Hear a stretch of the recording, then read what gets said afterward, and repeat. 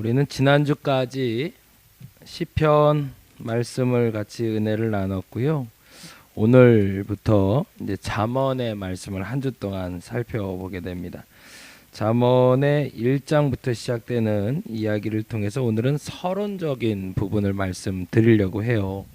그 잠언은 우리가 잘 아는데 솔로몬의 잠언으로 가장 잘 알고 있는데, 솔로몬이 적은 그 시에 대한 이야기는 앞부분이고, 잠언은 솔로몬의 잠언뿐만 아니라 아굴과 르무엘, 보다 정확히는 르무엘의 어머니의 잠언까지도 포함을 하고 있습니다.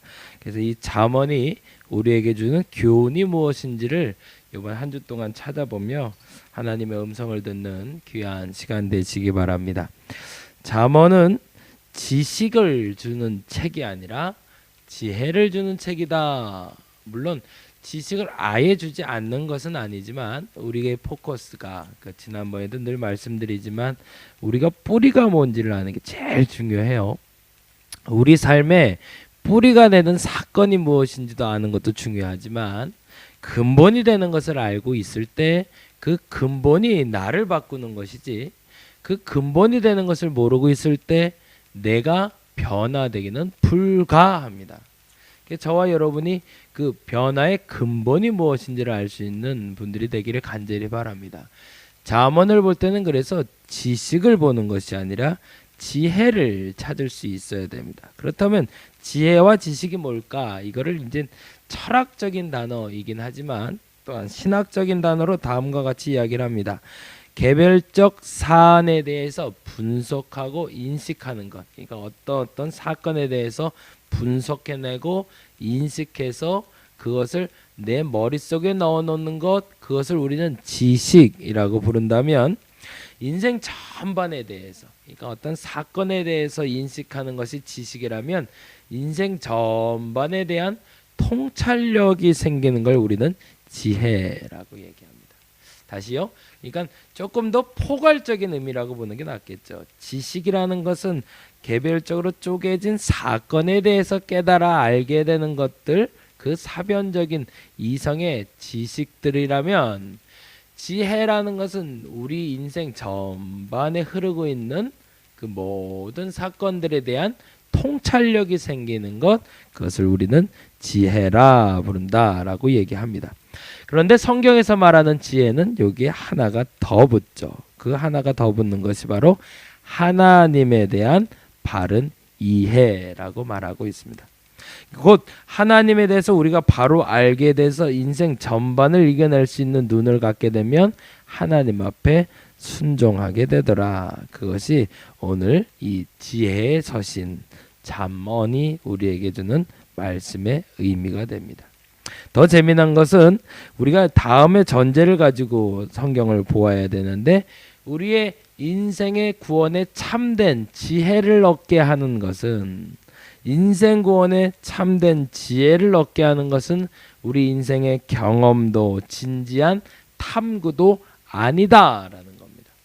조금 어려워요. 죄송합니다. 이거 좀 단어를 좀 정리하려고 하다 보니까 말씀을 자꾸 드리는데 잘 들어보세요. 우리 인생 구원에 참된 지혜는, 우리를 구원하는 참된 지혜는 인생의 경험도 진지한 탐구의 결과도 아니다. 그럼 뭘까요? 우리 인생을 구원하는 참된 지혜는 인생의 경험이나 진지한 탐구가 아니라 1장 7절 말씀이 됩니다. 읽어보겠습니다.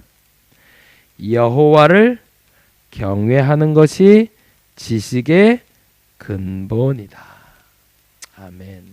사실은 이 얘기를 잠언 내에서 우리는 만나게 됩니다. 그 중에 오늘은 3절 말씀을 중심으로 같이 은혜를 나눴으면 좋겠습니다. 3절 말씀은 한번 볼까요? 지혜롭게, 공의롭게, 정의롭게, 정직하게 행할 일에 대하여 훈계를 받게 하며. 사실은 잠언을 보는 가장 큰 이유는 지혜롭게, 공의롭게, 정의롭게, 정직하게 하기 위함이다. 이 말에 대해서 성경은 다음과 같이 원어는 이렇게 해석을 해요. 의와 공평과 지식에 대하여 지혜롭게 하는 훈계를 받게 하는. 그러니까 이게 지혜롭게가 앞에 나와 있는 것은 우리말 해석이지만 공의롭고 정의롭고 정직하게 할 수 있는 지혜를 얻게 하는이라고 해석하는 게 더 맞다는 겁니다. 그게 결국에는 공의롭고 정의롭고 정직하게 살 수 있는 지혜를 주시는 책이 바로 잠언이다라고 하시면 된다는 거예요. 그렇다면 이 공의와 지혜가 무엇인가라고 할 때 이 공의와 지혜에 대해서 체데크 미슈파트라는 히브리어 단어를 씁니다. 이 단어의 공통적인 특징은 뭐냐면 하나님의 성품에 부합하게 만들다라는 뜻을 갖고 있어요. 그러면 이제 좀 결론이 나는 것 같아요. 여호와를 경외하는 것이 지식의 근본이 아니라 여호와를 경외하는 것이 지혜의 근본이 되며 우리 인생 구원의 통찰력을 갖게 하는 것은 오직 지혜인데 이 지혜가 우리에게 가져오는 것은 무엇이다? 하나님의 성품에 참여하게 한다. 아멘. 그래서 오늘은 그 하나님의 성품에 대해서 잠깐 말씀을 나눠보려고 합니다. 갈라디아서를 같이 볼까요?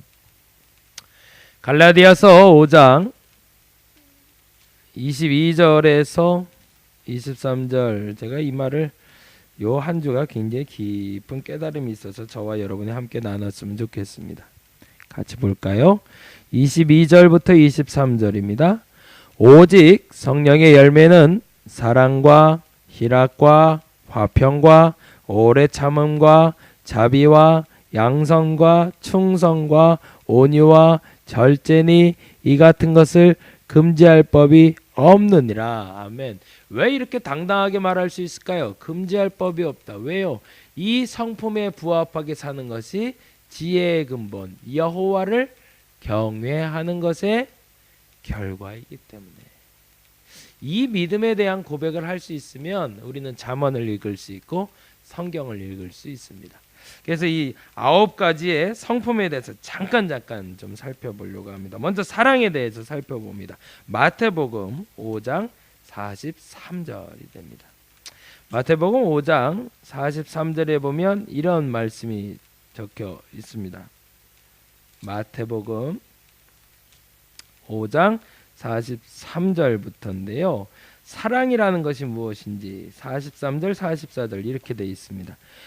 또 내 이웃을 사랑하고 내 원수를 미워하라 하였다는 것을 너희가 들었으나 내가 너희에게 이르노니 너희 원수를 사랑하며 너희를 박해하는 자를 위하여 기도하라. 무슨 말일까요? 이 사랑이라는 건 아가페라는 단어를 쓰는데 상황도 조건도 따지지 말고 사랑하는 그 성품을 가지라라고 얘기하는 겁니다. 우리가 가져야 될 하나님의 성품은 상황을 보고 사랑하고 그 관계를 보고 사랑하는 것이 아니라 상황도 조건도 넘어선 원수까지도 사랑하는 사랑을 갖게 되는 것이 하나님의 종국적인 결론.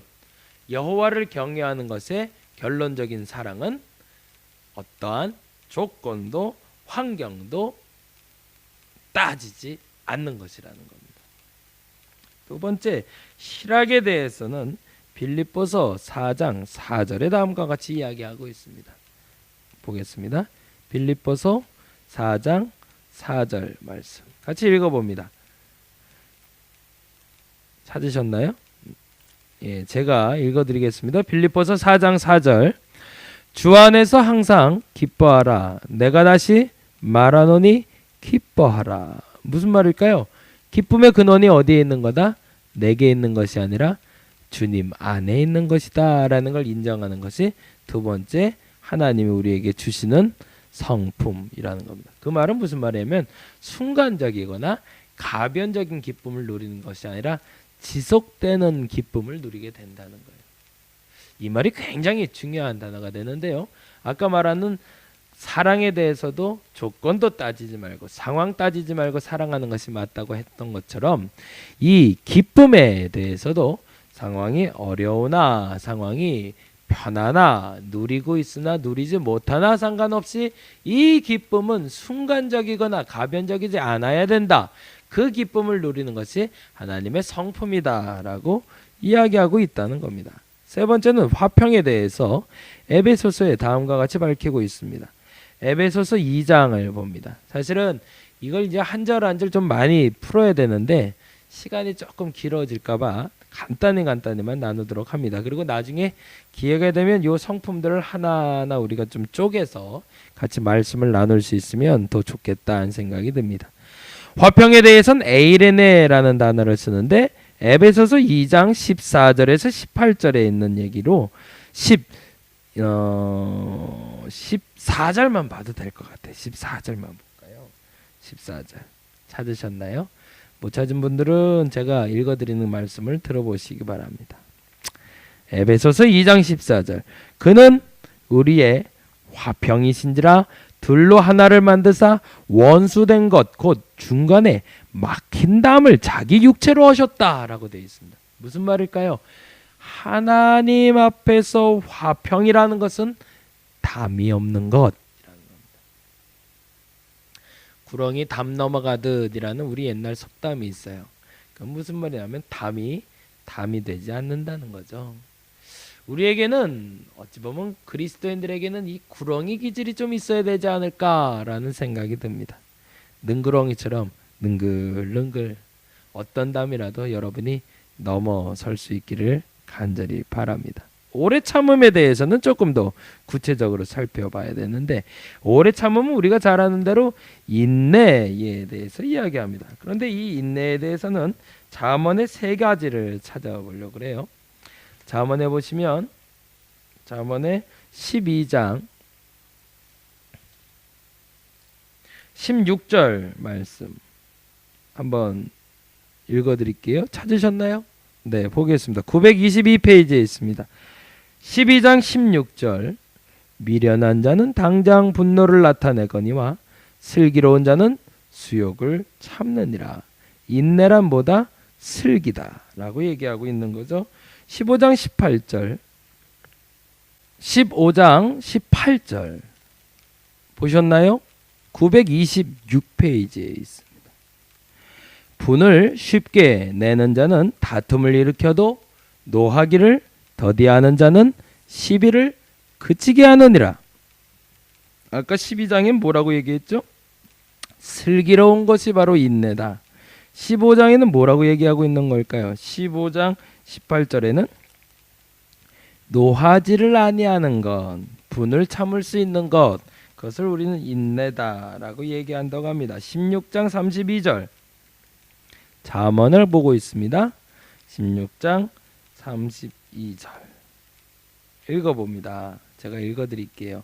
928페이지인데 노하기를 더디하는 자는 용사보다 낫고 자기의 마음을 다스리는 자는 성을 빼앗는 자보다 나으니라. 아멘. 무슨 말일까요? 사실은 이거는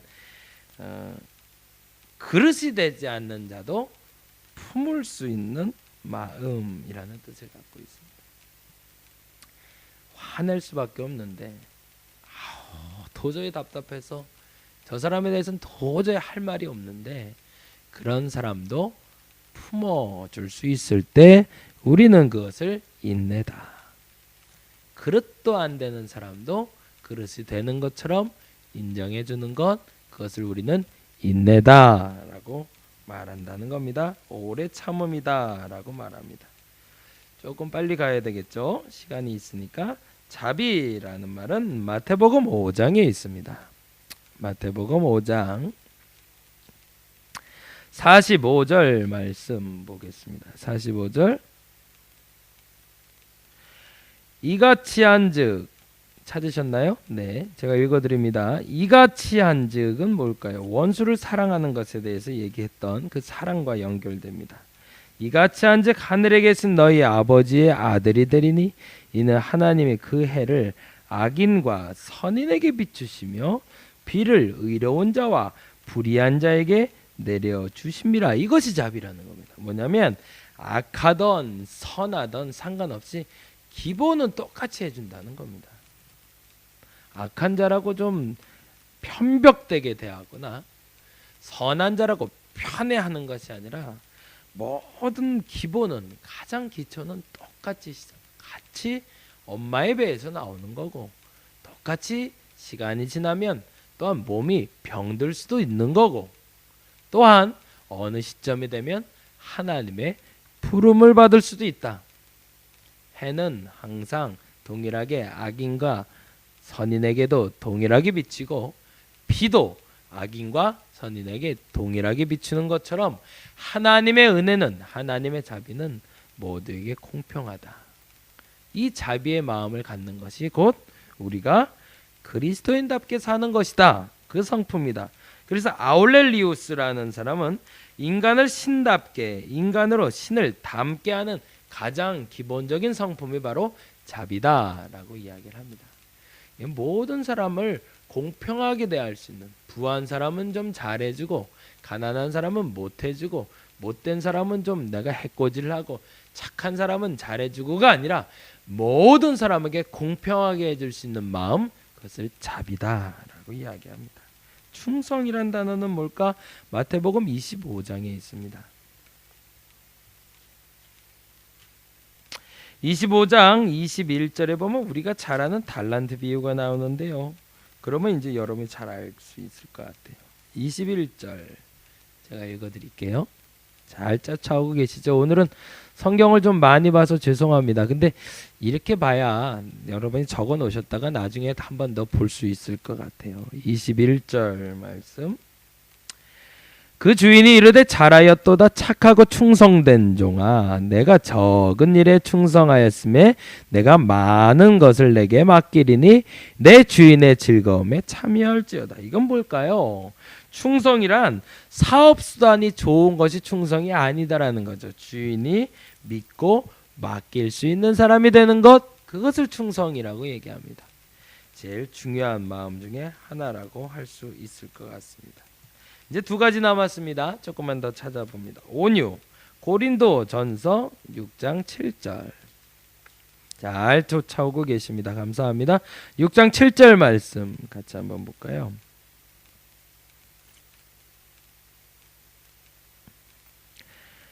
너희가 피차 고발함으로 너희 가운데 이미 뚜렷한 허물이 있나니 차라리 불의를 당하는 것이 낫지 아니하며 차라리 속는 것이 낫지 아니하. 이건 이 성품이 참 어려운 성품입니다. 온유함은 뭐예요?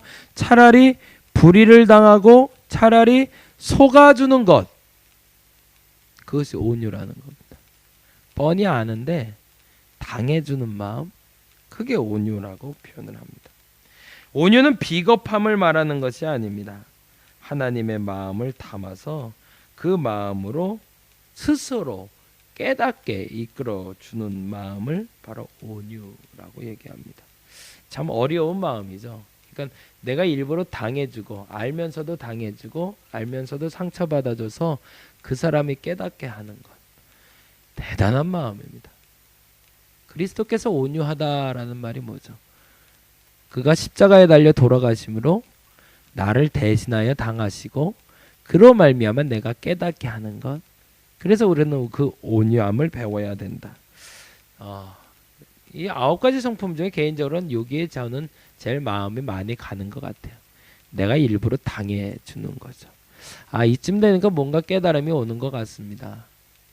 우리가 하나님의 마음을 안다는 것은 일부러 당해줄 수도 있는 마음을 갖는 것이구나 라는 겁니다. 깨달음이 계시기를 간절히 바랍니다. 마지막 절제에 대해서 이야기하려고 합니다. 고린도전서 9장 24절에서 25절까지 보고 이제 마무리합니다. 24절, 25절 한번 읽어볼까요? 고린도전서 9장 24절, 25절. 운동장에서 제가 읽어드릴게요. 운동장에서 달인 일 하는 자들이 다 달릴지라도 오직 상을 받게 하는 사람은 한 사람인 줄 너희가 알지 못하느냐? 너희도 상을 받도록 이와 같이 다름질하라. 이기기를 다투는 자마다 모든 일에 절제하라. 하나니 그들은 썩을 승리의 관을 얻고자 하되 우리는 썩지 아니할 것을 얻고자 하노라. 절제란 뭘까요? 규칙이 생기다라는 뜻입니다. 제가 거룩한 습관을 계속 얘기해요. 반복적인 게 굉장히 중요해요. 단순해 보이죠. 유치해 보이죠. 난 다른 규칙이 있는데 라고 말하실 수 있습니다. 근데 죄송한데요. 여러분이 이 거룩한 습관을 들을 수 있기를 간절히 바랍니다. 규칙적이가 돼야 됩니다. 우리는 꾸준히 하나님의 말씀을 대해야 됩니다. 기도해야 됩니다. 말씀 봐야 됩니다. 전도해야 됩니다. 또한 순종해야 됩니다. 규칙적으로. 그것이 뭐기 때문에? 하나님의 성품이기 때문에. 이 9가지 성품 중에 저는 개인적으로 이번 주에 많이 깨달아진 건 온유라는 단어와 절제라는 단어네요. 여러분은 어떤 단어가 마음에 와닿으시나요? 아까 말씀드린 대로 하나님을 경외하는 지혜의 근본은 하나님의 성품에 부합한 자를 살아가는 모습이 나타나는 겁니다. 그렇다면 하나님의 성품에 부합한 자가 되어 우리가 하는 것이 무엇인가? 정직하게 살아가는 것이다. 의롭게 공평하게 정직하게 살아간다는 것이 아까 말한 잠언 1장 3절이었는데 그러면 정직함이 뭐냐? 아까 말한 그 성품으로 말미암아 바르고 기쁘게 살아갈 수 있을 때 그것이 바로 지혜다라고 얘기합니다. 저와 여러분에게 이 잠언의 지혜가 생기기를 간절히 바랍니다. 여호와를 경외함이 지혜의 근본입니다. 그 근본은 하나님의 성품에 부합하고 살아가게 합니다. 이 부합하고 살아가는 것은 우리로 하나님 앞에 바르고 기쁘게 살아가게 하는 것입니다. 저와 여러분에게 성품에 참여하여 바르고 기쁘게 살아가는 그 삶이 오늘부터 시작되기를 간절히 바랍니다. 기도하겠습니다.